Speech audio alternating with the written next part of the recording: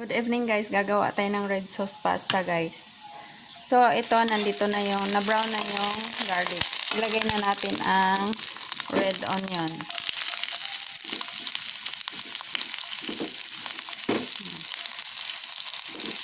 Medyo lamsik ang mantika guys.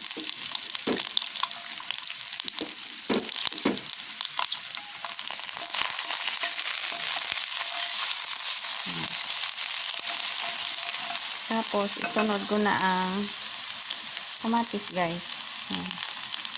Pag gusto nyong malasa ang red sauce pasta nyo, lagyan nyo ng kamatis.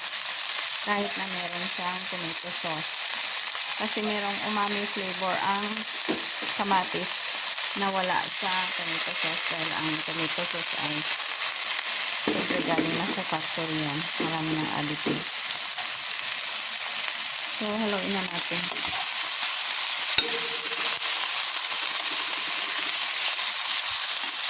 Medyo nag-brown yung bawang ko guys. Kasi ang ingay ng pusa. Ginugaw ko kasi. Hindi ko kasi tayo sa labas ng gulaw ko. Kasi pag sa loob guys, nangamoy yung bahay. Naka-aircon sila dyan. Sa bahay kasi ito ng sister ko guys. So, dito tayo magluluto sa labas para yung amoy hindi makukulog sa aircon.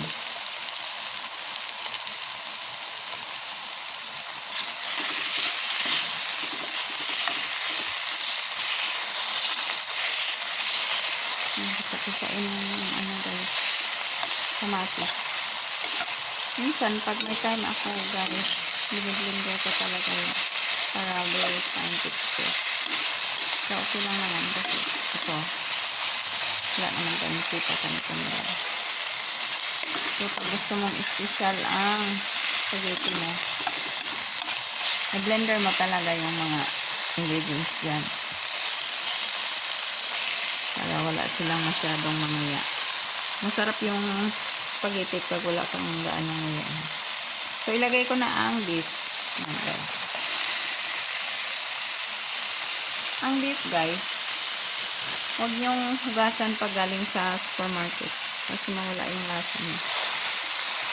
Kung may, halimbawa, may kunting dugo, i-drain nyo lang yung dugo. So, huwag nyo hugasan.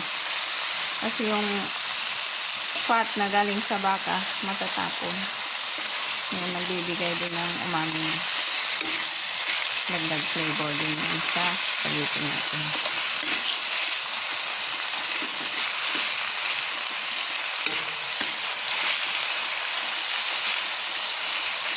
So, ilagay na natin ang asin guys. Yan.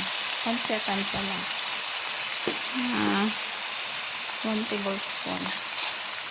Ay, I'm sorry guys. 1 teaspoon lang to guys. Nagkamali ako. 1 teaspoon lang na asin. Kasi maglalagay pa tayo ng magic sarap. Ayan guys. Maglagay pa tayo nito. Medyo maalat-alatin ng konti ito. Ayan. Yung iba gumagamit ng Nortex. Pero ako ayoko ng Nortex kasi very, ano siya, sticky. Maraming fats. Ito, powder. Granules. So, ilagay ko na ang paminta guys. Tansya lang din sa paminta guys. Depende sa kakain kasi merong tao na ayaw ng manghang. So, ito tansya lang natin kasi ayaw ng manghang ng ibang bata dyan. May bata kasi dyan. Kasi holiday ngayon. So, may mga bata dyan. Dyan matutulog.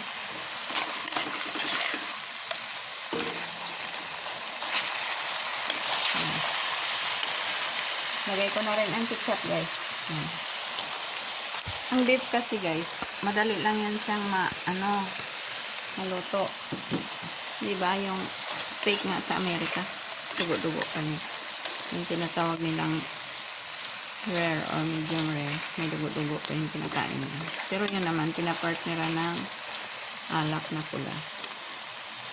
Ito guys, walang alak. Kasi wala tayong alak. May alak man dyan pero walang tira. So, hindi tayo mag-alpas. Ang pangluto na alak lang kasi dapat yung natural. Kasi naka-evaporate na yung ibang alcohol doon. So, konti na lang ang ipa-evaporate mo. Kasi ang hinahabol mo lang naman doon yung flavor. So, sometimes guys, pag halimbawa nagluluto ako sa ibang bahay, pag meron silang sirang alak, mga red wine, may ako pang dagdag sa flavor ng mga niluto ko. So, either white or red, depende sa niluluto. So guys, ilagay na natin ang tomato sauce.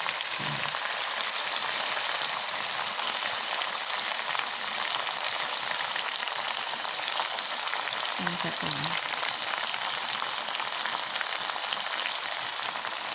Tapos lagyan ba natin ng tomato paste. Konti lang din. Kasi ang tomato paste, pag dinamihan mo guys, maasin.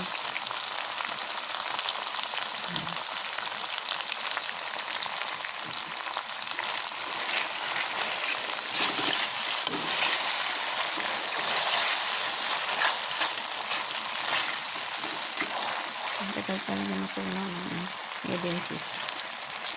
Dapat talaga parmesan. Kaso, walang parmesan na nakabuti sa pinuntahan kong branch ng Pure Gold kanina. Meron sila yung bar. Magadgad pa tayo dun. Mahal yung bar guys. Kasi pure yun eh. Pag parmesan kasi na debote, may mga additives na yan. Para magiging powder siya. Pero mas madaling gamitin yun. Dahil itaktak mo lang. Tak lang.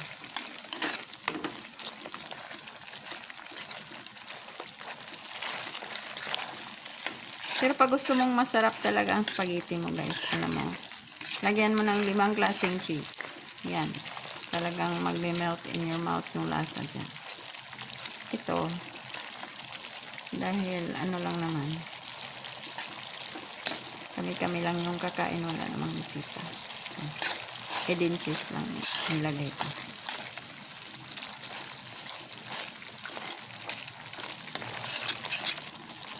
Masarap yung spaghetti guys pag 5 klaseng cheese ang ihalo mo.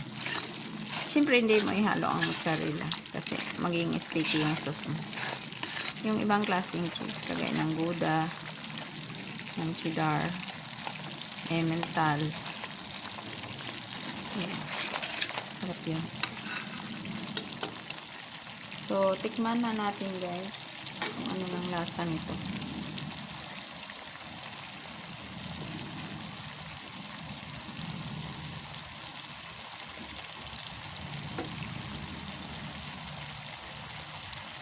Kulang siya ng ano,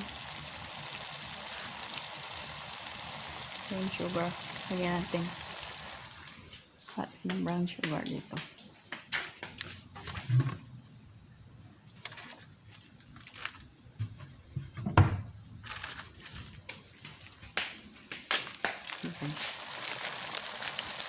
Ganito lang din.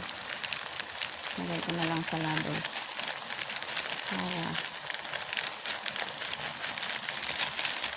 Yun kasi nilagyan natin ang sampakulay na tomato paste. Marami namang ready to use na ano guys. Maraming ready to use na spaghetti sauce. Pero ayaw ko gumamit yun. Kasi maalat. Ito, tansyado mo ang alat dito. Kasi hindi mo naman sure ang lasa no. Sabihin lang sa packaging, yummy, yummy. Pero hindi. So, at least ito ginawa natin. Nagtatansya natin ang lasa. Masarap na siya, guys. So, lagyan na natin ang patayin ko na. Kasi mag-dry ang apoy. Patayin ko na ang apoy. So, lagyan na natin ng pasta noodles. Guys. Ang tip pala sa pasta noodles guys, pag na-drain nyo na at naluto na, haluan nyo ng konting butter. Butter ha, wag margarine guys. Kasi Kasi sabi nila masama daw sa kalusugan ang margarine. So, butter. So, tingin ko okay na to. O, parang napadami ang noodles natin. Pero okay lang yan. Dahil kami lang naman kakain.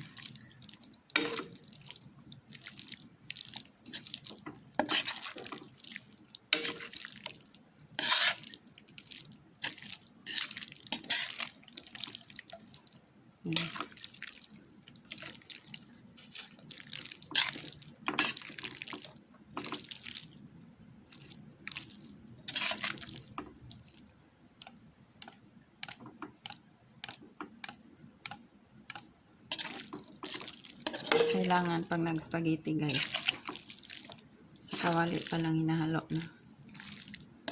Pero yung iba guys, gusto nila doon na sa pinggan haluin. Maganda kasi pag well coated.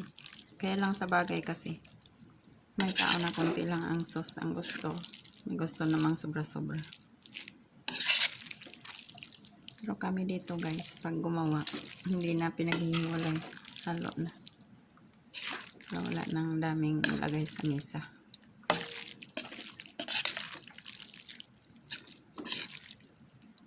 Kung may ilagay ka naman dyan, added cheese na lang. Mga ginagad na cheese.